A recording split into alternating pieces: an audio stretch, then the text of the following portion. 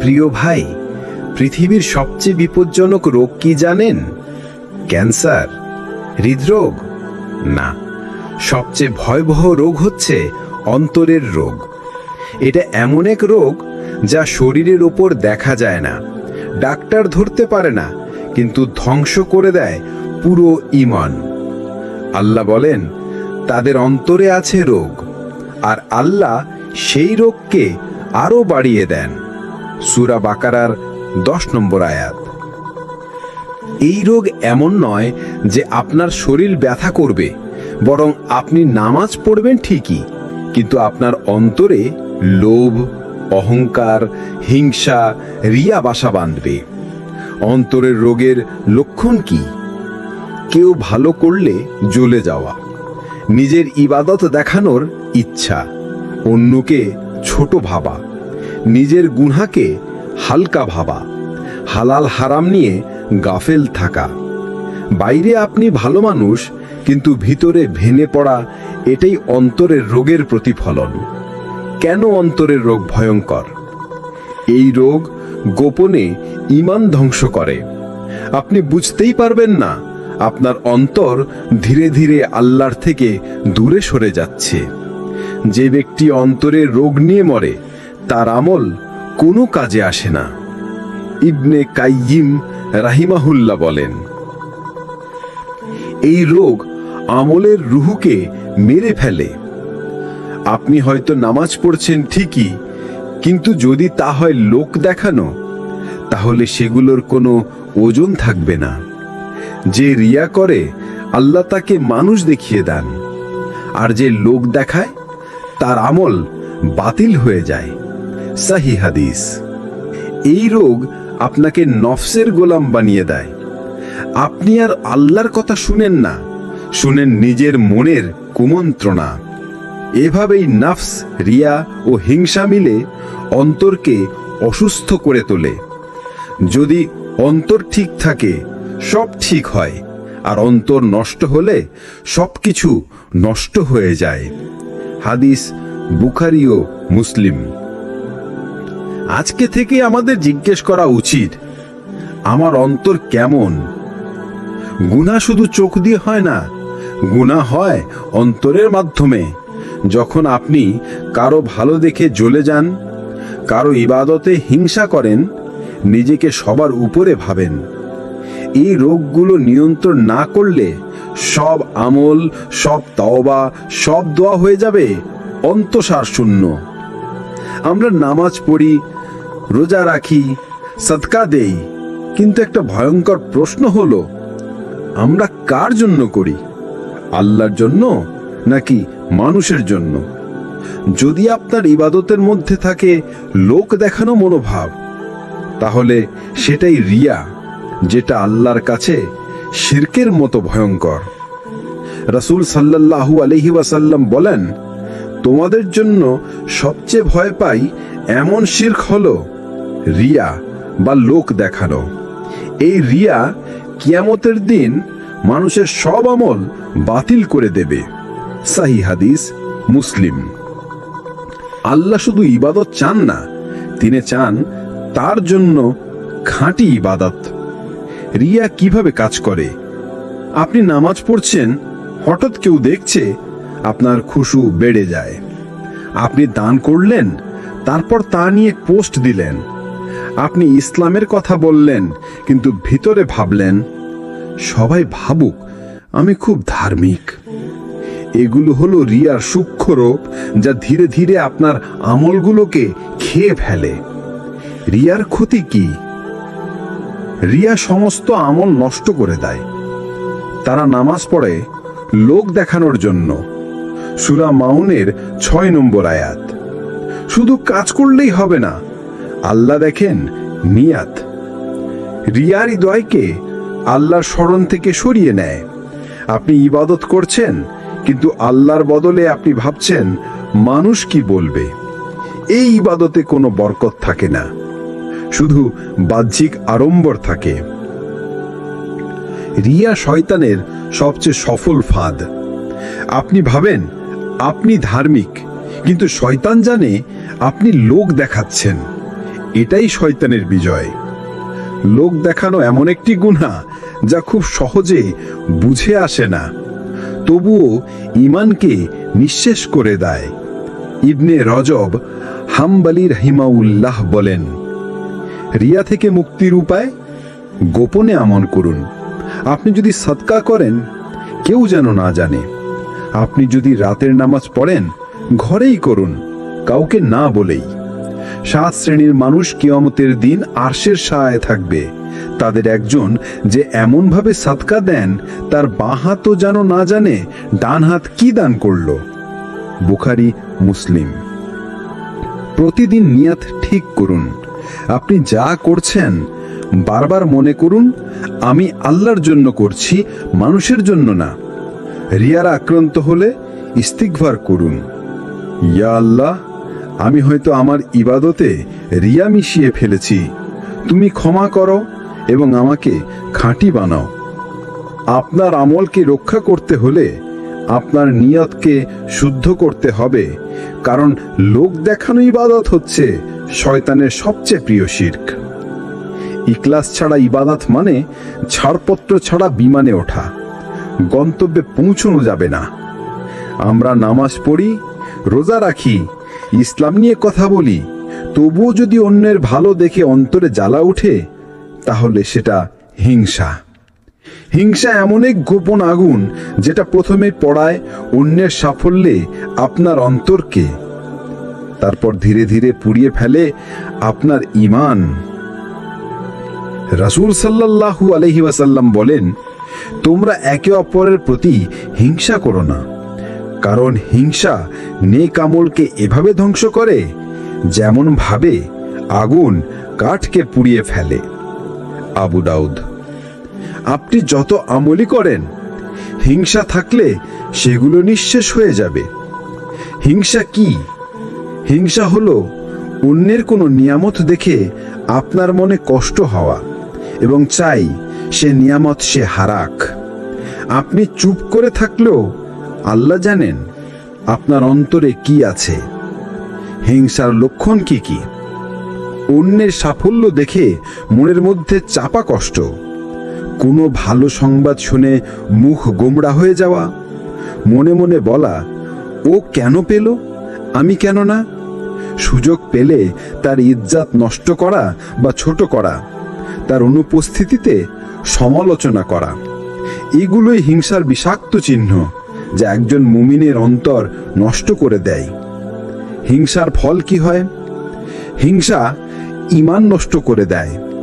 তোমাদের কেউ পরিপূর্ণ মুমিন হতে পারবে না যতক্ষণ সে তার ভাইয়ের জন্য তাই কামনা করে যা সে নিজের জন্য কামনা করে। বুখারী, মুসলিম। যদি আপনি শুধু নিজের ভালো চান আর অন্যের ভালোতে জ্বলে যান, তাহলে আপনার ঈমান অপরিপূর্ণ। হিংসা আল্লাহর সিদ্ধান্তের বিরুদ্ধে বিদ্রোহ। যখন আপনি কারো নিয়ামতে হিংসা করেন, আপনি আসলে আল্লাহর কুদরতের বিরুদ্ধে দাঁড়ান। সে কেন পেল মানে আপনি প্রশ্ন করছেন, আল্লাহ কেন দিলেন? হিংসা নিজেকেই পুড়িয়ে দেয়। আপনি ভাবেন আপনি তার ক্ষতি করছেন, কিন্তু বাস্তবে আপনি কষ্ট পাচ্ছেন। আপনার মানসিক শান্তি নষ্ট হয়, আপনি সুখে থাকতে পারেন না, আর আপনি হারান আল্লাহর রহমত। হিংসা থেকে বাঁচার উপায়? নিজের নিয়ামতের প্রতি কৃতজ্ঞতা। তোমরা আমার নিয়ামতের শুকর করো, আমি তোমাদের আরো দেব। সূরা ইব্রাহিমের 7 নম্বর আয়াত। অন্যের দিকে না তাকিয়ে নিজের নিয়ামতের দিকে তাকান। দোয়া করুন হিংসা কমানোর জন্য। ইয়া আল্লাহ, আমাকে অন্তরের রোগ থেকে মুক্তি দিন, আমাকে কৃতজ্ঞ ও সদয় বানান। যাকে হিংসা করেন তার জন্য দোয়া করুন। আপনি হয়তো বলবেন, এটা কিভাবে সম্ভব? হ্যাঁ, কঠিন, কিন্তু নিশ্চিত মুক্তির উপায়। আপনি যদি তার জন্য দোয়া করেন, আল্লাহ আপনার অন্তর থেকে হিংসার আগুন নিভিয়ে দেবেন। অন্যের সাফল্য দেখে জ্বলে উঠবেন না, বরং ভাবুন, আল্লাহ আমাকে কবে দেবেন। হিংসা থেকে পরিত্রাণ পেলে আপনার অন্তর হবে প্রশান্ত আর ঈমান হবে পরিপূর্ণ। সব গুনাহই ভয়ঙ্কর, কিন্তু একটা পাপ আছে যেটা ইবলিসকে জান্নাত থেকে বের করে দিয়েছে, সেটা অহংকার। না চুরি, না মদ, না ব্যভিচার, বরং আমি সেরা, আমি বড়, সে আমার সমান কি করে হয়, এই চিন্তাই তাকে লাঞ্ছিত করেছিল চিরজীবনের জন্য। আল্লাহ বলেন, আমি যখন আদমকে সেজদা করতে বললাম, তখন ইবলিস অহংকার করল, অতএব সে কুফর করল এবং অহংকারীদের অন্তর্ভুক্ত হল। সূরা বাকারা 34। এখানেই অহংকারের ভয়াবহতা। এটা শুধু গুনাহ নয়, এটা ঈমান ধ্বংসকারী রোগ। অহংকার কিভাবে প্রকাশ পায়? মানুষকে তুচ্ছ ভাবা, নিজের ইবাদত বা জ্ঞান নিয়ে গর্ব করা, কাউকে সালাম না দেওয়া কারণ সে ছোট, পরামর্শ শুনতে অপমান বোধ করা, ভুল স্বীকার না করে তর্কে লিপ্ত হওয়া, এইসব আচরণ আসলে অন্তরের দম্ভ, যা আল্লাহ সবচেয়ে অপছন্দ করেন। অহংকারের ফল কি হয়? জান্নাতে প্রবেশ নিষিদ্ধ। যার অন্তরে সরিষা পরিমাণ অহংকার থাকবে, সে জান্নাতে প্রবেশ করতে পারবে না। সহিহ মুসলিম। একমাত্র দম্ভই এমন গুনাহ যা অল্প থাকলেও জান্নাত থেকে বঞ্চিত করে। মানুষ আপনাকে পরিত্যাগ করে। আপনি হয়তো নিজেকে বড় ভাবেন, কিন্তু মানুষ দূরে সরে যায় আপনার অহংকারে কষ্ট পেয়ে। আল্লাহ যাকে নিচে নামান, তাকে কেউ উঠাতে পারে না। ইবনে রাজব রাহি। আল্লাহ নিজেই অহংকারীদের অপছন্দ করেন। নিশ্চয়ই আল্লাহ অহংকারী এবং আত্মপ্রশংসাকারীদের পছন্দ করেন না। সূরা লোকমান 18। আপনি যদি মানুষের চোখে বড় হন কিন্তু আল্লাহর চোখে ছোট হয়ে যান, তাহলে সব কিছুই ব্যর্থ। অহংকার থেকে মুক্তির উপায় নিজেকে গুনাহগার মনে করা। আপনি যত ভালো কাজই করেন না কেন, নিজেকে ভুলে ভরা বান্দা মনে করুন। নম্রতা চর্চা করুন। যে ব্যক্তি আল্লাহর জন্য নিজেকে নম্র করে, আল্লাহ তাকে উচ্চ মর্যাদায় উন্নীত করেন। অহংকার নয়, নম্রতাই নবীদের গুণ ছিল। সব সময় বলুন, সব ভালো আল্লাহর পক্ষ থেকে। কোনো প্রশংসা এলে বলুন, আলহামদুলিল্লাহ, এটা আল্লাহর রহমত। এই বাক্য আপনার অন্তরের অহংকারকে ভেঙে দেবে ইনশাআল্লাহ। ইবলিস জান্নাত হারিয়েছিল অহংকারের কারণে। আমরা যেন তা ফিরে পেতে না চাই একই পথে। জ্ঞান, ইবাদত, অবস্থান সবই যদি আপনাকে অহংকারী করে তোলে, তাহলে সেটা আপনাকে জান্নাতের কাছ থেকে দূরে নিয়ে যাচ্ছে। এই দুনিয়ায় আমাদের সবচেয়ে বড় শত্রু কে জানেন? না, সেটা দুনিয়া নয়, শয়তানও নয় সর্বদা। সবচেয়ে বড় শত্রু হচ্ছে আমার নিজের নফস। সেই নফস যে বলে, আরে এখনই তো সময়, আল্লাহ গফুরুর রহিম, পরে তওবা করব। সেই নফস যে আমাকে ভুলে ভুলে নিয়ে যায়, অথচ আমি ভাবি আমি ঠিকই আছি। আল্লাহ বলেন, নিশ্চয়ই নফস বারবার মন্দ কাজের নির্দেশ দেয়, তবে যার প্রতি আমার রব দয়া করেন সেই ব্যতিক্রম। সূরা ইউসুফ 53। এই নফসই আপনাকে নামাজ থেকে সরিয়ে দেয়, গুনাহকে হালকা মনে করায়, রিয়ার পথে ঠেলে দেয়। নফসের কুমন্ত্রণার ধরনগুলো কি কি? নিজেকে ভালো বানিয়ে উপস্থাপন করা। আপনি ভাবেন, আমি তো আলহামদুলিল্লাহ ঠিকই আছি, আমার কিছুই হয় না। এই আত্মতুষ্টি হলো ধ্বংসের শুরু। গুনাহকে স্বাভাবিক করে তোলা। একটু দেখলাম কিছুই তো না, সামান্য কথা বলেছি, কেউ মরেনি। এই ভাবনাগুলোই নফসের ফাঁদ। পরে ঠিক করে নেব, এই আত্মবিশ্বাসে পাপ করা। আপনি বললেন, আল্লাহ তো ক্ষমাশীল। এই বিশ্বাসে আপনি পাপ করতে থাকেন, কিন্তু কে জানে আপনি তবার সময় পাবেন কিনা। তারা পরিকল্পনা করে আর আল্লাহও পরিকল্পনা করেন, আর আল্লাহ হচ্ছেন সেরা পরিকল্পনাকারী। সূরা আলে ইমরান ৫৪। অন্তরের জিহাদ মানে কি?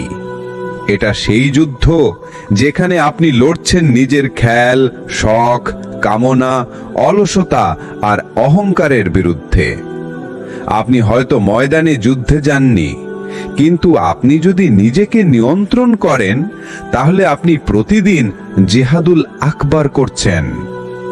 নফসকে পরাজিত করার উপায়: নিয়মিত আত্মসমালোচনা, মুহাসেবা। হিসাব হওয়ার আগে নিজের হিসাব করুন। ওমর রাদিয়াল্লাহু তাআলা। প্রতিদিন নিজের কাছে প্রশ্ন করুন, আজ আমি আল্লাহকে কতটা সন্তুষ্ট করলাম? আমার অন্তর কতটা বিশুদ্ধ? নফস ভাঙ্গার জন্য ইবাদতে কষ্ট সহ্য করুন। তাহাজ্জুদ, নফল রোজা, সাদকা, এই সব ইবাদত নফসের পছন্দ না, কিন্তু এগুলোই আপনাকে গড়ে তোলে। কোরআন ও দোয়ার মাধ্যমে অন্তরকে আলোকিত করুন। অন্তরের জিহাদ জয় করতে হলে প্রতিদিন কোরআনের সাথে সময় কাটাতে হবে। নিশ্চয়ই কোরআন মুমিনদের জন্য শিফা এবং রহমত। সূরা ইসরা ৮২। আপনার আসল শত্রু বাইরে নয়, সেটা আপনার ভিতরে। নফসকে জিততে দিলে আপনি হেরে যাবেন, আর যদি আপনি নফসের উপর জিতেন তাহলে আপনি আল্লাহর কাছে বিজয়ী বান্দা। সব ইবাদতের ভেতরের প্রাণ কি? নামাজ, রোজা, হজ, দান, সব কিছুর ভিত্তি কি? উত্তর একটাই, ইখলাস। অর্থাৎ আল্লাহর সন্তুষ্টি ছাড়া আর কোনো উদ্দেশ্য না থাকা। আপনি যদি এক ফোঁটা পানি দেন শুধু আল্লাহর জন্য, তা ওজনদার হতে পারে, আর আপনি যদি লাখ টাকা দেন লোক দেখানোর জন্য, তা মূল্যহীন হয়ে যায়। আল্লাহ বলেন, তাদেরকে আদেশ দেওয়া হয়েছিল শুধু এটার জন্য যে তারা যেন খাঁটি ভাবে আল্লাহর ইবাদত করে। সূরা বাইয়িনা ৫। ইখলাস ছাড়া কোনো আমলই আল্লাহ কবুল করেন না। ইখলাস কিভাবে বোঝা যায়? আপনি একা থাকলেও ইবাদত করেন, কেউ না জানলেও আপনি সিজদায় যান। আপনার চোখে শুধু আল্লাহ, লোক নয়। কেউ প্রশংসা না করলেও আপনি নিরবচ্ছিন্ন থাকেন। এই গুণই আপনাকে আল্লাহর কাছে প্রিয় বানায়। ইখলাসের ৩টি রূপ: গোপন ইবাদত, গোপন সম্পর্কের নিদর্শন। তাহাজ্জুদ, দান, কান্না, কেউ দেখে না, শুধু আপনি আর আপনার রব জানেন। যে দান করে এমন ভাবে যে তার বাম হাতও জানে না ডান হাত কি দান করলো, সে কিয়ামতে আরশের ছায়ায় থাকবে। বুখারী ও মুসলিম। প্রশংসায় আনন্দ না হওয়া, সমালোচনায় হতাশ না হওয়া। মানুষ কি বলল তাতে আপনার ইবাদতের কোনো পরিবর্তন হয় না, কারণ আপনি তো করছিলেন আল্লাহর জন্য। সফলতা না পেলেও ইবাদত চালিয়ে যাওয়া। আপনি দোয়া করেছেন, ফল পাননি, তবু ইবাদত থেকে সরে যাননি, কারণ আপনি চেয়েছেন শুধু আল্লাহর সন্তুষ্টি। ইখলাসের ফজিলত: একটা খাঁটি কাজই জান্নাতের কারণ হতে পারে। একবার একজন ব্যক্তি কুকুরকে পানি পান করায়। আল্লাহ তার এই খাঁটি কাজ দেখে তাকে জান্নাত দিলেন। বুখারী। কারণ কাজটি ছিল নিঃস্বার্থ, খাঁটি, অদ্বিতীয়। ইখলাসওয়ালা দোয়া কখনো ফেলে দেওয়া হয় না। এমন দোয়া আসমান চিরে আরশে পৌঁছে যায়, কারণ সেই ছিল অন্তরের গভীর থেকে আসা। ইখলাস মানুষকে আল্লাহর ঘনিষ্ঠ বানায়। আল্লাহর ওলিরা সেই সব বান্দা যারা লোক থেকে লুকিয়ে শুধু তার সন্তুষ্টির জন্য জীবন কাটায়। ইবনে কাইয়্যিম রাহি। আমল বড় না, আমলের পিছনে নিয়াত বড়। আপনি আজ যা করছেন তা কি শুধু আল্লাহর জন্য, নাকি মানুষ দেখছে এই চিন্তা মাথায় আছে? ইখলাস আনা মানে নিজেকে লুকানো নয়, বরং নিজেকে শুধরে নেওয়া। যদি হৃদয়ে আগুন জ্বলে গুনাহের ঘন কুয়াশায় ঢেকে যায় আত্মা, রিয়া, হিংসা, অহংকার আর শয়তানের ফাঁদে আটকান মন। তখন একটিই রাস্তা, তাওবা ও তাজকিয়া, আত্মশুদ্ধি। আল্লাহ বলেন, নিশ্চয় সফল হলো সেই ব্যক্তি যে নিজের নফসকে পরিশুদ্ধ করল। সূরা আশ-শামস 9 নম্বর আয়াত। অন্তরের রোগগুলো ভালো করার জন্য শুধু জ্ঞান নয়, দরকার চিকিৎসা। আর সেই চিকিৎসাই হলো তাওবা মানে ফিরে আসা, আর তাজকিয়া মানে পরিশুদ্ধ হওয়া।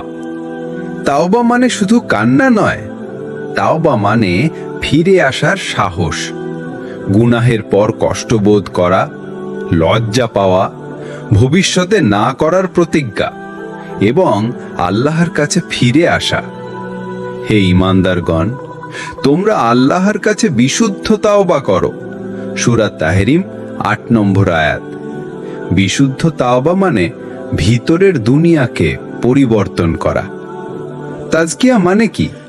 এটি একটি প্রক্রিয়া যার মাধ্যমে অন্তর হয় পরিশুদ্ধ, গুনাহের আগুন নিভে যায় আর আত্মা পায় প্রশান্তি। যে ব্যক্তি অন্তরকে পবিত্র করল সে সফল। সূরা আল আলা 14 নম্বর আয়াত। তাজকিয়া করার রাসূলি উপায়, নিয়মিত তাওবা ও ইস্তিগফার। রাসূল সাল্লাল্লাহু আলাইহি ওয়াসাল্লাম প্রতিদিন 70 থেকে 100 বার ইস্তিগফার করতেন। আমরা কতবার করি? আমি প্রতিদিন 70 বারের বেশি তাওবা করি। বুখারী। নফল ইবাদত, রুহানিয়ত বাড়ায়। তাহাজ্জুদ, রোজা, কুরআন তিলাওয়াত, এই আমলগুলো আত্মাকে পরিশুদ্ধ করে। আল্লাহের সন্তুষ্টির জন্য গোপন ভালো কাজ, নাম প্রকাশ না করে সাহায্য করা, কারোর দুঃখ দূর করা শুধু আল্লাহর জন্য। এইসব কাজ অন্তরের কালিমা দূর করে, ইখলাস গড়ে তোলে। নেক সঙ্গীদের সান্নিধ্যে থাকা, আল্লাহর কথা স্মরণ করে এমন ব্যক্তির সাথে থাকো যে তোমাকে আখিরাত মনে করিয়ে দেয়। ইবনে কাসির তাফসির। কারণ নেক সঙ্গী অন্তরের আয়না। তাওবা হলো ফিরে আসা, আর তাজকিয়া হলো নতুন ভাবে বাঁচা। এই দুটো ছাড়া অন্তরের রোগগুলো ভালো হয় না। আপনার হৃদয় শুদ্ধ হলেই আপনার ঈমান আলোকিত হবে। আমরা যখন আত্মশুদ্ধির কথা বলি তখন আমাদের সামনে সবচেয়ে উজ্জ্বল উদাহরণ কারা? রাসূল সাল্লাল্লাহু আলাইহি ওয়াসাল্লামের সাহাবীরা। তাদের মধ্যেই ছিল সেই হৃদয় যারা গুনাহ থেকে ফিরে এসে হয়ে গিয়েছিলেন ইসলামের মশালবাহী। আল্লাহ বলেন, মুহাজির ও আনসারদের মধ্যে যারা প্রথম এবং যারা উত্তমভাবে তাদের অনুসরণ করেছে, আল্লাহ তাদের প্রতি সন্তুষ্ট এবং তারাও তার প্রতি সন্তুষ্ট। সূরা তাওবা 100 নম্বর আয়াত। কিভাবে তারা সেই সন্তুষ্টির উচ্চতায় পৌঁছলেন? তারা হৃদয় পরিবর্তন করেছিলেন। হযরত ওমর রাদিয়াল্লাহু তাআলা আনহু, যে হৃদয় একসময় ছিল ঘৃণায় পূর্ণ, ইসলাম গ্রহণের আগে তিনি ছিলেন ইসলাম বিদ্বেষী। এমনকি রাসূল সাল্লাল্লাহু আলাইহি ওয়াসাল্লামকে হত্যা করতে রওনা দিয়েছিলেন। কিন্তু কয়েকটি আয়াত শুনেই তার হৃদয় কেঁদে উঠেছিল। তাহা, আমি এক মহিমান্বিত কুরআন নাজিল করেছি। সূরা তাহা। এরপর তিনি এমন আত্মশুদ্ধির পথে পা রাখলেন যে রাসূল সাল্লাল্লাহু আলাইহি ওয়াসাল্লাম বলেছিলেন, উমর ও শয়তানের পথ আলাদা। হযরত খালিদ ইবনে ওয়ালিদ রাদিয়াল্লাহু তাআলা আনহু, যুদ্ধ থেকে আত্মশুদ্ধির জিহাদ। তিনি ছিলেন ইসলামের বিরুদ্ধে বড় যুদ্ধ পরিকল্পনাকারী। উহুদের যুদ্ধে মুসলিমদের পরাজয়ের প্রধান রণকৌশলী। কিন্তু এক সময় অন্তরে প্রশ্ন জেগে ওঠে, আমি কি সত্যের বিরুদ্ধে যুদ্ধ করছি? তিনি ইসলাম গ্রহণ করে নিজের সব অহংকার ভেঙে দেন, নিজেকে সঁপে দেন আত্মশুদ্ধির ময়দানে। রাসূল সাল্লাল্লাহু আলাইহি ওয়াসাল্লাম তাকে বলেছিলেন, তুমি আল্লাহর তরবারি। এই সাইফুল্লাহ নামে তিনি অনেক বিলেত জয় করেছিলেন। হযরত কাব ইবনে মালিক রাদিয়াল্লাহু তাআলা আনহু, সত্য বলার শক্তি ও আত্মশুদ্ধির কান্না। তিনি তাবুক যুদ্ধে অংশ নিতে ব্যর্থ হয়েছিলেন, অথচ ছিল না কোনো অজুহাত। তার অন্তর তাকে ধ্বংস করছিল। তিনি সত্য বললেন, দুনিয়াবি শাস্তি মেনে নিলেন, কিন্তু আল্লাহ তার তাওবা কবুল করলেন কোরআনের আয়াতের মাধ্যমে। আল্লাহ 3 জনকে ক্ষমা করেছেন। সূরা তাওবা 118 নম্বর আয়াত। তিনি জীবনের শেষ পর্যন্ত আর কোনো মিথ্যা বলেননি। এই সব গল্প আমাদের কি শেখায়? অন্তর বদলালে জীবন বদলায়। গুনাহ যত বড়ই হোক, আল্লাহর ক্ষমা বড়। আত্মশুদ্ধি মানে শুধু ইবাদত নয়, প্রকৃত আত্মনিরীক্ষা। আল্লাহ তার বান্দার অন্তরের দিকটাই বেশি দেখেন। তারা সবাই একসময় ভুল করেছিলেন, কিন্তু তারা সাহস করেছিলেন বদলানোর। রাসূলরা ফেরেশতা ছিলেন না, তারা ছিলেন মানুষ, যারা গুনাহ থেকে ফিরে এসে হয়ে গিয়েছিলেন রব্বানি বান্দা। এই সিরিজের প্রতিটি কথায় আপনি যদি অন্তরের একটা কষ্ট অনুভব করে থাকেন, তাহলে জেনে রাখুন আল্লাহ আপনাকে ডাকছেন। না, আপনি এখনো শেষ হয়ে যাননি। না, আপনার পাপ এত বেশি হয়নি যে আপনি ফিরে যেতে পারবেন না। এখনই সময়, আজকেই দিন, এই মুহূর্তেই অন্তরের বিপ্লব শুরু করার। আল্লাহ বলেন, হে আমার বান্দারা, তোমরা যারা নিজেদের উপর জুলুম করেছো, আল্লাহের রহমত থেকে নিরাশ হয় না। নিশ্চয়ই আল্লাহ সব গুনাহ ক্ষমা করেন। সূরা জুমার 53 নম্বর আয়াত। এই আয়াত কার জন্য জানেন? আপনার জন্যে, যিনি অনেক পাপ করেছেন তবুও ফিরে আসতে চাইছেন। তাহলে কিভাবে শুরু করবেন অন্তরের বিপ্লব? একটি গভীর তাওবা দিয়ে দিন শুরু করুন। আল্লাহর সামনে কেঁদে বলুন, আমি ক্লান্ত, আমি ফিরে এসেছি। নিয়মিত মহাসভা শুরু করুন। প্রতি রাতে প্রশ্ন করুন, আজ আমি কাকে কষ্ট দিলাম? আজ আমার অন্তর কেমন ছিল? প্রতি সপ্তাহে একটি গোপন আমাল রাখুন, শুধু আল্লাহর জন্য। কেউ জানবে না। সেই আমাল আপনাকে ইখলাস শেখাবে। আল্লাহের ভালোবাসা অর্জনকে জীবনের লক্ষ্য বানান। আল্লাহ তোমাদের চেহারা ও দেহের দিকে তাকান না, তার দৃষ্টি থাকে তোমাদের অন্তরের দিকে। মুসলিম মানুষ যা দেখে না, আল্লাহ সেটাই দেখেন। আপনি হয়তো গুনাহগার, কিন্তু আপনি অনুতপ্ত। আপনি হয়তো ব্যর্থ, কিন্তু আপনি ফিরে এসেছেন। আপনি হয়তো পথ হারিয়েছেন, কিন্তু এখন আপনি আল্লাহর দিকে হাঁটছেন। এটাই আসল বিপ্লব, অন্তর বদলানো। সিরাত আর তাকওয়া থেকে শেষ আহ্বান। এই সিরিজ শুধু কিছু কথা নয়, এটা আপনার হৃদয়ের দরজায় আল্লাহর দরবার থেকে আসা এক নরম কড়া। দরজা খুলে দিন ভাই, আল্লাহ অপেক্ষায় আছেন।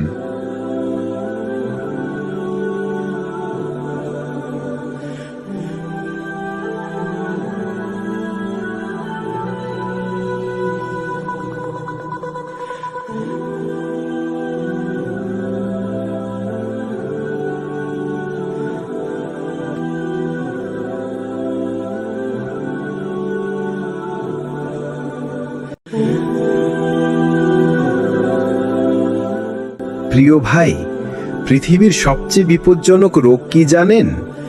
ক্যান্সার? হৃদরোগ? না, সবচেয়ে ভয়াবহ রোগ হচ্ছে অন্তরের রোগ। এটা এমন এক রোগ যা শরীরের ওপর দেখা যায় না, ডাক্তার ধরতে পারে না, কিন্তু ধ্বংস করে দেয় পুরো ঈমান। আল্লাহ বলেন, তাদের অন্তরে আছে রোগ, আর আল্লাহ সেই রোগকে আরো বাড়িয়ে দেন। সূরা বাকারার 10 নম্বর আয়াত। এই রোগ এমন নয় যে আপনার শরীর ব্যথা করবে, বরং আপনি নামাজ পড়বেন ঠিকই, কিন্তু আপনার অন্তরে লোভ, অহংকার, হিংসা, রিয়া বাসা বাঁধবে। অন্তরের রোগের লক্ষণ কি? কেউ ভালো করলে জ্বলে যাওয়া, নিজের ইবাদত দেখানোর ইচ্ছা, অন্যকে ছোট ভাবা, নিজের গুনাহকে হালকা ভাবা, হালাল হারাম নিয়ে গাফেল থাকা। বাইরে আপনি ভালো মানুষ, কিন্তু ভিতরে ভেঙে পড়া, এটাই অন্তরের রোগের প্রতিফলন। কেন অন্তরের রোগ ভয়ঙ্কর? এই রোগ গোপনে ঈমান ধ্বংস করে। আপনি বুঝতেই পারবেন না, আপনার অন্তর ধীরে ধীরে আল্লাহর থেকে দূরে সরে যাচ্ছে। যে ব্যক্তি অন্তরে রোগ নিয়ে মরে তার আমল কোনো কাজে আসে না। ইবনে কাইয়িম রাহিমাহুল্লাহ বলেন, এই রোগ আমলের রুহকে মেরে ফেলে। আপনি হয়তো নামাজ পড়ছেন ঠিকই, কিন্তু যদি তা হয় লোক দেখানো, তাহলে সেগুলোর কোনো ওজন থাকবে না। যে রিয়া করে আল্লাহ তাকে মানুষ দেখিয়ে দেন, আর যে লোক দেখায় তার আমল বাতিল হয়ে যায়। সহিহ হাদিস। এই রোগ আপনাকে নফসের গোলাম বানিয়ে দেয়।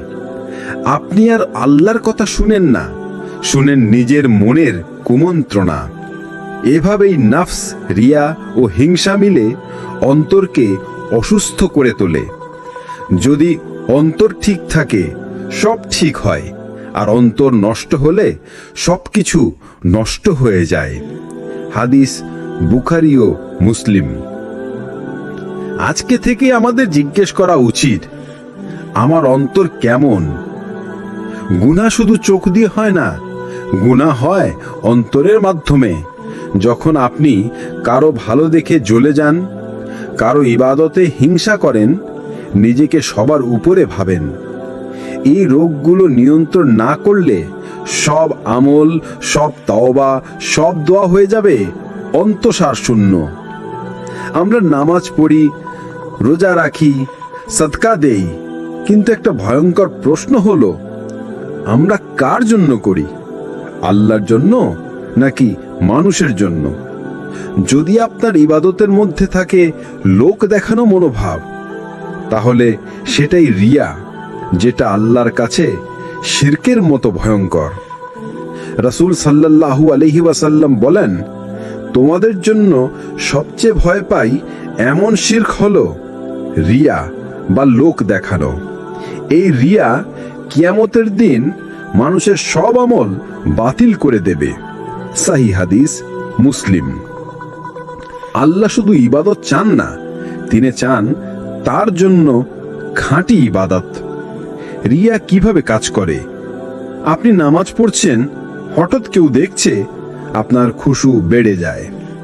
আপনি দান করলেন, তারপর তা নিয়ে পোস্ট দিলেন। আপনি ইসলামের কথা বললেন, কিন্তু ভিতরে ভাবলেন, সবাই ভাবুক আমি খুব ধার্মিক। এগুলো হলো রিয়ার সূক্ষ্ম রূপ, যা ধীরে ধীরে আপনার আমলগুলোকে খেয়ে ফেলে। রিয়ার ক্ষতি কি? রিয়া সমস্ত আমল নষ্ট করে দেয়। তারা নামাজ পড়ে লোক দেখানোর জন্য। সূরা মাউনের 6 নম্বর আয়াত। শুধু কাজ করলেই হবে না, আল্লাহ দেখেন নিয়াত। রিয়ার হৃদয়কে আল্লাহর স্মরণ থেকে সরিয়ে নেয়। আপনি ইবাদত করছেন, কিন্তু আল্লাহর বদলে আপনি ভাবছেন মানুষ কি বলবে। এই ইবাদতে কোনো বরকত থাকে না, শুধু বাহ্যিক আড়ম্বর থাকে। রিয়া শয়তানের সবচেয়ে সফল ফাঁদ। আপনি ভাবেন আপনি ধার্মিক, কিন্তু শয়তান জানে আপনি লোক দেখাচ্ছেন। এটাই শয়তানের বিজয়। লোক দেখানো এমন একটি গুনাহ যা খুব সহজে বুঝে আসে না, তবুও ঈমানকে নিঃশেষ করে দেয়। ইবনে রজব হাম্বলি রাহিমাহুল্লাহ বলেন, রিয়া থেকে মুক্তির উপায়, গোপনে আমল করুন।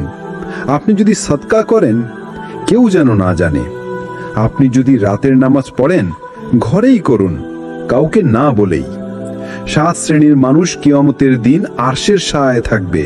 তাদের একজন যে এমনভাবে সদকা দেন, তার বাঁ হাতও যেন না জানে ডান হাত কি দান করল। বুখারী, মুসলিম। প্রতিদিন নিয়ত ঠিক করুন। আপনি যা করছেন বারবার মনে করুন, আমি আল্লাহর জন্য করছি, মানুষের জন্য না। রিয়ার আক্রান্ত হলে ইস্তিগফার করুন, ইয়া আল্লাহ, আমি হয়তো আমার ইবাদতে রিয়া মিশিয়ে ফেলেছি, তুমি ক্ষমা করো এবং আমাকে খাঁটি বানাও। আপনার আমলকে রক্ষা করতে হলে আপনার নিয়তকে শুদ্ধ করতে হবে, কারণ লোক দেখানো ইবাদত হচ্ছে শয়তানের সবচেয়ে প্রিয় শিরক। ইখলাস ছাড়া ইবাদত মানে ছাড়পত্র ছাড়া বিমানে ওঠা, গন্তব্যে পৌঁছানো যাবে না। আমরা নামাজ পড়ি, রোজা রাখি, ইসলাম নিয়ে কথা বলি, তবুও যদি অন্যের ভালো দেখে অন্তরে জ্বালা ওঠে, তাহলে সেটা হিংসা। হিংসা এমন এক গোপন আগুন যেটা প্রথমে পড়ায় অন্যের সাফল্যে আপনার অন্তরকে, তারপর ধীরে ধীরে পুড়িয়ে ফেলে আপনার ঈমান। রাসূল সাল্লাল্লাহু আলাইহি ওয়াসাল্লাম বলেন, তোমরা একে অপরের প্রতি হিংসা করো না, কারণ হিংসা নেক আমলকে এভাবে ধ্বংস করে যেমন ভাবে আগুন কাঠকে পুড়িয়ে ফেলে। আবু দাউদ। আপনি যত আমলই করেন, হিংসা থাকলে সেগুলো নিঃশেষ হয়ে যাবে। হিংসা কি? হিংসা হলো অন্যের কোনো নিয়ামত দেখে আপনার মনে কষ্ট হওয়া এবং চাই সে নিয়ামত সে হারাক। আপনি চুপ করে থাকলেও আল্লাহ জানেন আপনার অন্তরে কি আছে। হিংসার লক্ষণ কি কি? অন্যের সাফল্য দেখে মনের মধ্যে চাপা কষ্ট, কোনো ভালো সংবাদ শুনে মুখ গোমড়া হয়ে যাওয়া, মনে মনে বলা, ও কেন পেল, আমি কেন না? সুযোগ পেলে তার ইজ্জত নষ্ট করা বা ছোট করা, তার অনুপস্থিতিতে সমালোচনা করা, এগুলোই হিংসার বিষাক্ত চিহ্ন যা একজন মুমিনের অন্তর নষ্ট করে দেয়। হিংসার ফল কি হয়? হিংসা ঈমান নষ্ট করে দেয়। তোমাদের কেউ পরিপূর্ণ মুমিন হতে পারবে না যতক্ষণ সে তার ভাইয়ের জন্য তাই কামনা করে যা সে নিজের জন্য কামনা করে। বুখারী মুসলিম। যদি আপনি শুধু নিজের ভালো চান আর অন্যের ভালোতে জ্বলে যান, তাহলে আপনার ঈমান অপরিপূর্ণ। হিংসা আল্লাহর সিদ্ধান্তের বিরুদ্ধে বিদ্রোহ। যখন আপনি কারো নিয়ামতে হিংসা করেন, আপনি আসলে আল্লাহর কুদরতের বিরুদ্ধে দাঁড়ান। সে কেন পেল মানে আপনি প্রশ্ন করছেন, আল্লাহ কেন দিলেন? হিংসা নিজেকেই পুড়িয়ে দেয়। আপনি ভাবেন আপনি তার ক্ষতি করছেন, কিন্তু বাস্তবে আপনি কষ্ট পাচ্ছেন।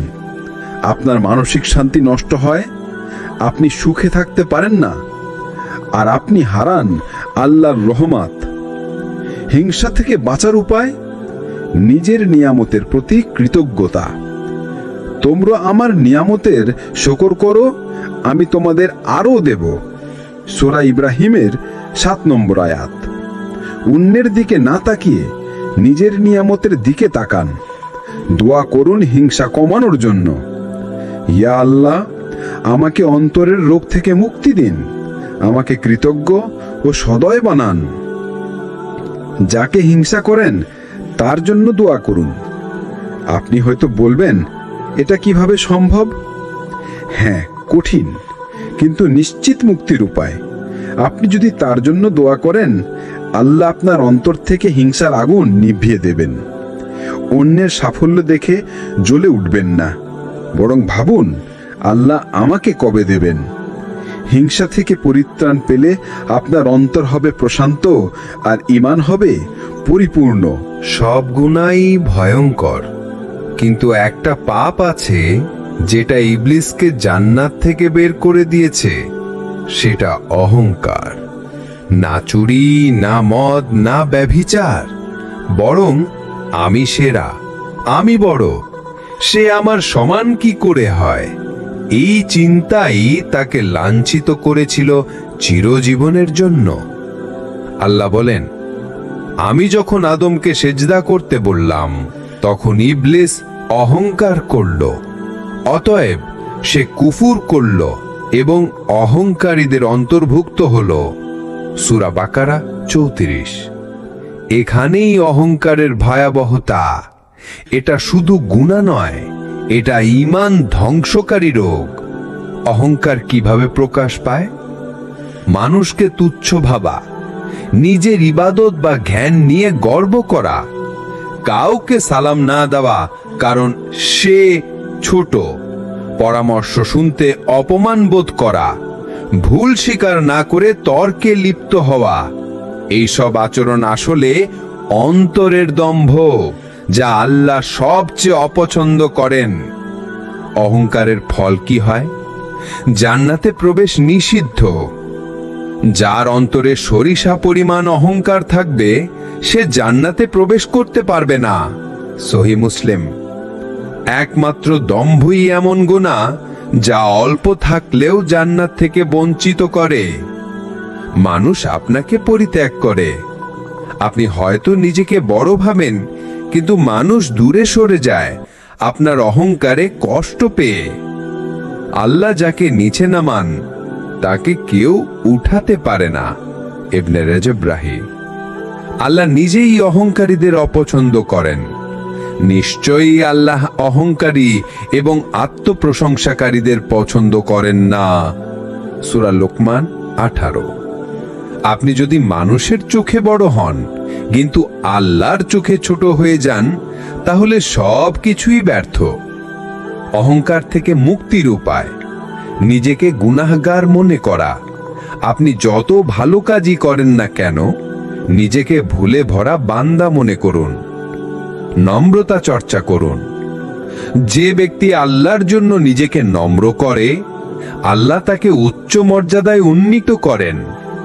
অহংকার নয়, নম্রতাই নবীদের গুণ ছিল। সব সময় বলুন, সব ভালো আল্লাহর পক্ষ থেকে। কোনো প্রশংসা এলে বলুন, আলহামদুলিল্লাহ, এটা আল্লাহর রহমত। এই বাক্য আপনার অন্তরের অহংকারকে ভেঙে দেবে ইনশাআল্লাহ। ইবলিস জান্নাত হারিয়েছিল অহংকারের কারণে। আমরা যেন তা ফিরে পেতে না চাই একই পথে। জ্ঞান, ইবাদত, অবস্থান সবই যদি আপনাকে অহংকারী করে তোলে, তাহলে সেটা আপনাকে জান্নাতের কাছ থেকে দূরে নিয়ে যাচ্ছে। এই দুনিয়ায় আমাদের সবচেয়ে বড় শত্রু কে জানেন? না, সেটা দুনিয়া নয়, শয়তানও নয়। সর্বদা সবচেয়ে বড় শত্রু হচ্ছে আমার নিজের নফস। সেই নফস যে বলে, আরে এখনই তো সময়, আল্লাহ গফুরুর রহিম, পরে তওবা করব। সেই নফস যে আমাকে ভুলে ভুলে নিয়ে যায়, অথচ আমি ভাবি আমি ঠিকই আছি। আল্লাহ বলেন, নিশ্চয়ই নফস বারবার মন্দ কাজের নির্দেশ দেয়, তবে যার প্রতি আমার রব দয়া করেন সেই ব্যতিক্রম। সূরা ইউসুফ 53। এই নফসই আপনাকে নামাজ থেকে সরিয়ে দেয়, গুনাহকে হালকা মনে করায়, রিয়ার পথে ঠেলে দেয়। নফসের কুমন্ত্রণার ধরনগুলো কি কি? নিজেকে ভালো বানিয়ে উপস্থাপন করা। আপনি ভাবেন, আমি তো আলহামদুলিল্লাহ ঠিকই আছি, আমার কিছুই হয় না। এই আত্মতুষ্টি হলো ধ্বংসের শুরু। গুনাহকে স্বাভাবিক করে তোলা।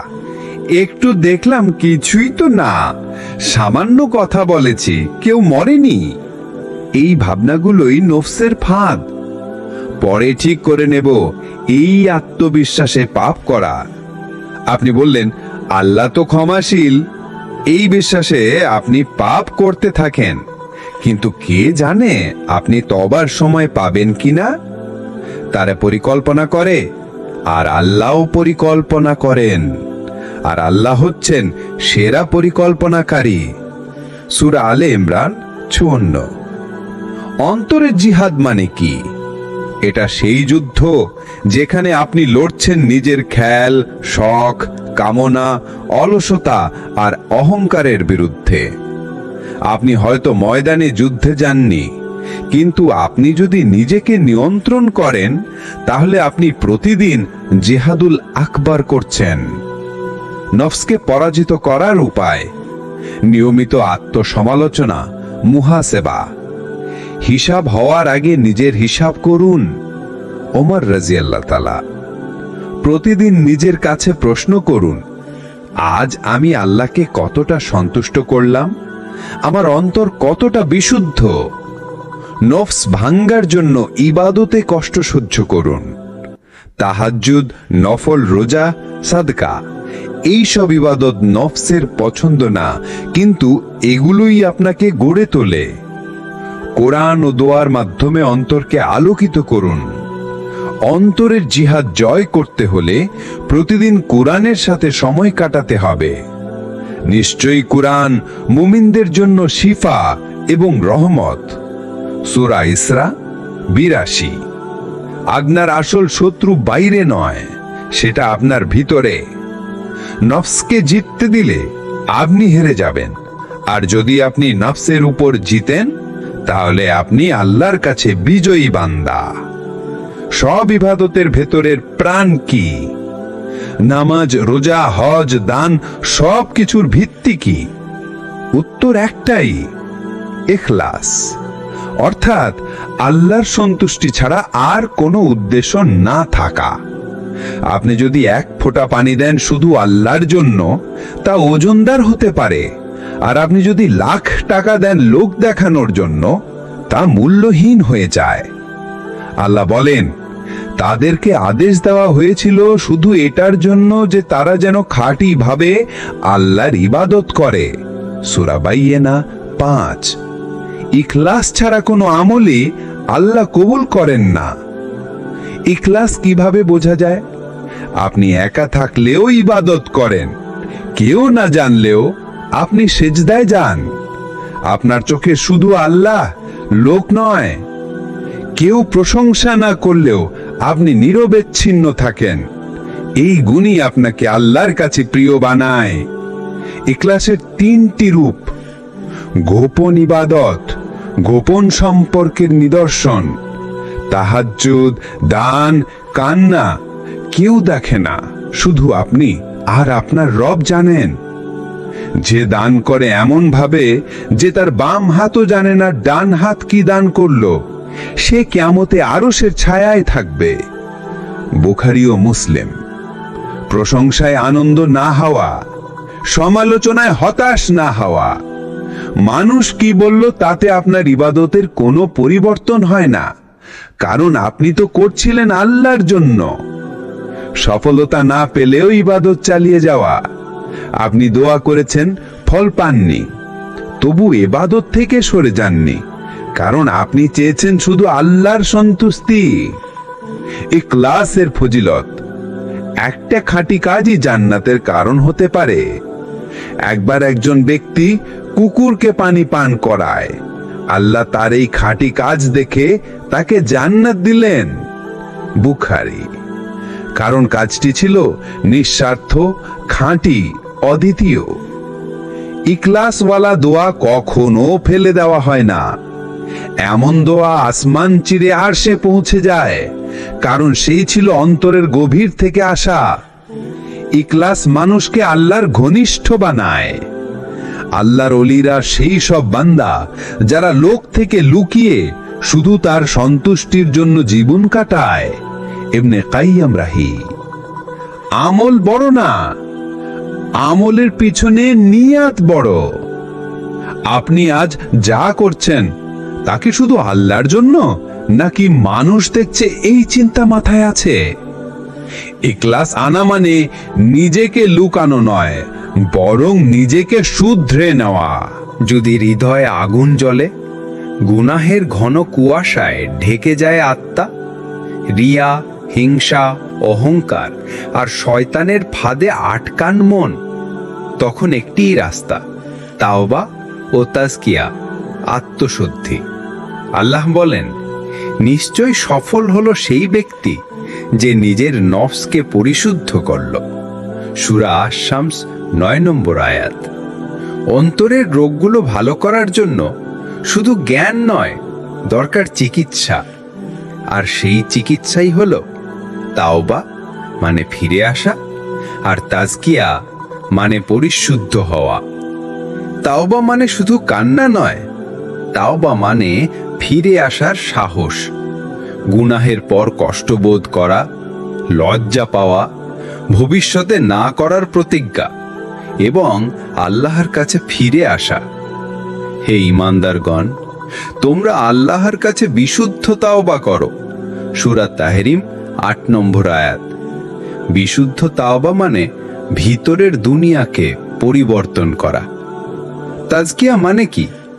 এটি একটি প্রক্রিয়া যার মাধ্যমে অন্তর হয় পরিশুদ্ধ। গুনাহের আগুন নিভে যায় আর আত্মা পায় প্রশান্তি। যে ব্যক্তি অন্তরকে পবিত্র করল সে সফল। সূরা আল আলা 14 নম্বর আয়াত।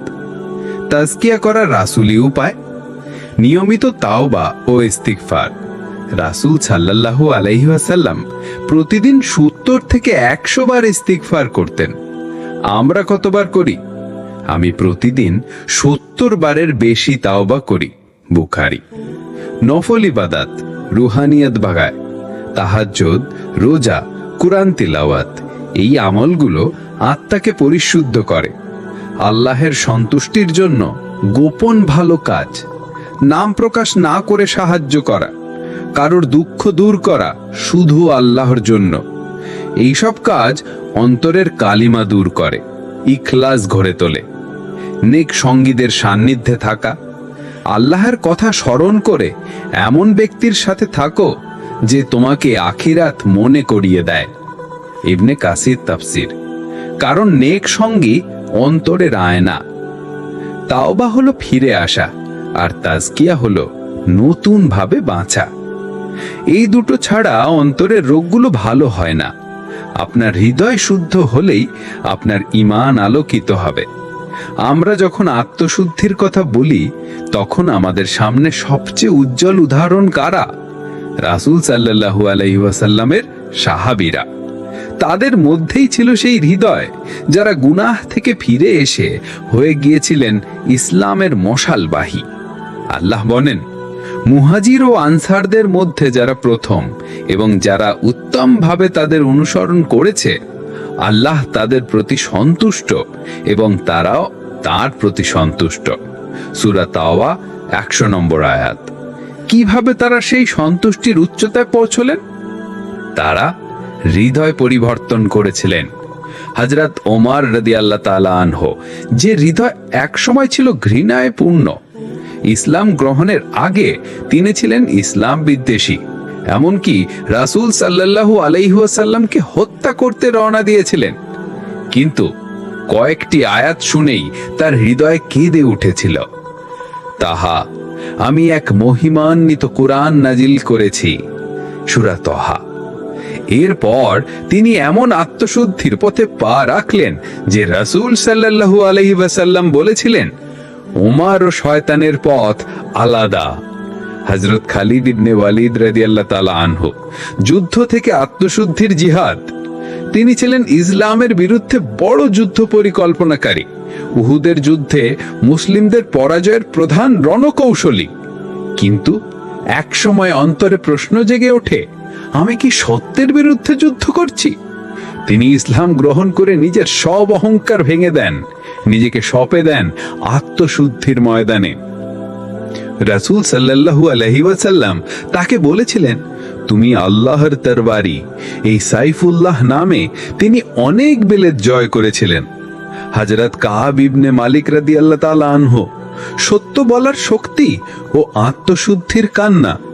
তিনি তাবুক যুদ্ধে অংশ নিতে ব্যর্থ হয়েছিলেন, অথচ ছিল না কোনো অজুহাত। তার অন্তর তাকে ধ্বংস করছিল। তিনি সত্য বললেন, দুনিয়াবী শাস্তি মেনে নিলেন, কিন্তু আল্লাহ তার তাওবা কবুল করলেন কুরআনের আয়াতের মাধ্যমে।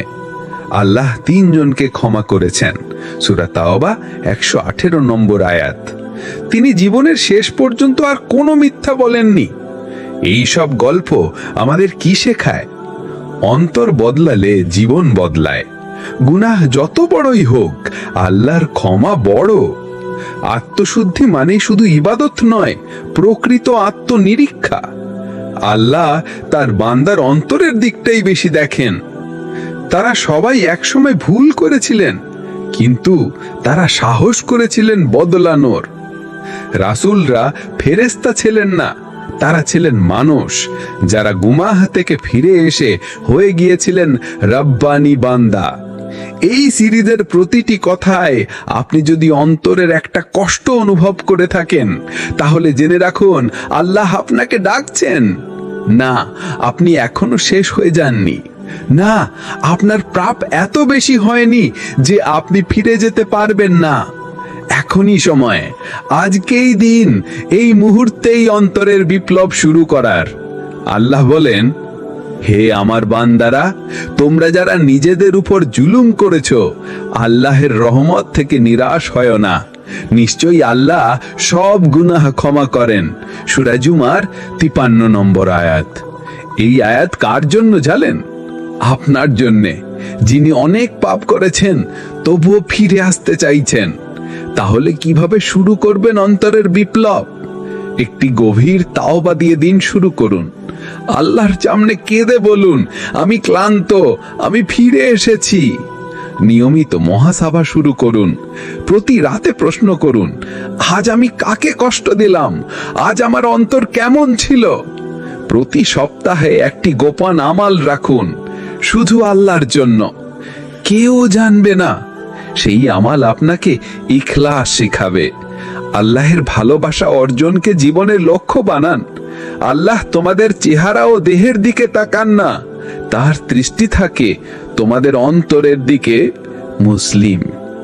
মানুষ যা দেখে না, আল্লাহ সেটাই দেখেন। আপনি হয়তো গুনাহগার, কিন্তু আপনি অনুতপ্ত। আপনি হয়তো ব্যর্থ, কিন্তু আপনি ফিরে এসেছেন। আপনি হয়তো পথ হারিয়েছেন, কিন্তু এখন আপনি আল্লাহর দিকে হাঁটছেন। এটাই আসল বিপ্লব, অন্তর বদলানো। সিরাত আর তাকওয়া থেকে শেষ আহ্বান। এই সিরিজ শুধু কিছু কথা নয়, এটা আপনার হৃদয়ের দরজায় আল্লাহর দরবার থেকে আসা এক নরম কড়া। দরজা খুলে দিন ভাই, আল্লাহ অপেক্ষায় আছেন।